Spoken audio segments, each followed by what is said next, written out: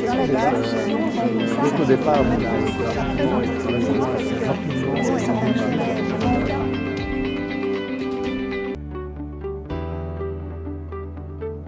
Il faut revenir, à mon avis, sur cette gestion sanitaire. On a adopté, à l'occasion de la gestion sanitaire, des mesures exceptionnelles dans l'histoire du droit public belge.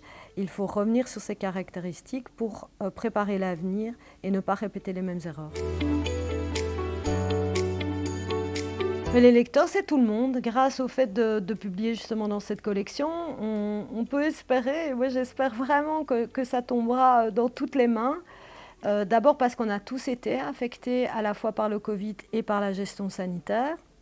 Et ensuite parce que si on veut revenir sur les leçons de cette gestion sanitaire, il faut que tous qu'on prenne le temps, même si on a tous marre en fait, du Covid-19, de revenir sur cette question et de réfléchir sur ce qu'on a fait à ce moment-là.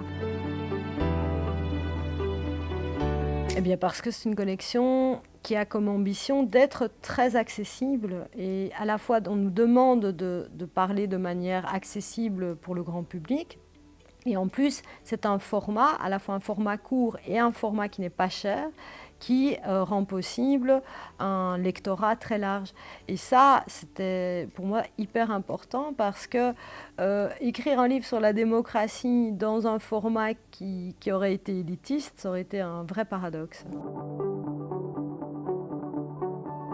Donc la question, si vous voulez, c'est que si on ne se revient pas sur la gestion sanitaire, si on ne revient pas sur le fait qu'elle a été essentiellement menée par les exécutifs et alors brouillant vraiment les cartes de la répartition des compétences telles qu'on l'applique en temps normal, si on ne revient pas là-dessus, le risque c'est précisément qu'on puisse dire que l'État belge a le Covid long parce qu'on a été extrêmement dérogatoire, on a fait des procédures tout à fait exceptionnelles. Et puis ça s'est arrêté comme ça. Il faut revenir sur ce moment pour qu'on ne reproduise pas dans le futur, parce qu'une autre manière de gérer les crises est possible, une manière plus horizontale, une manière plus inclusive, une manière plus attentive notamment aux jeunes.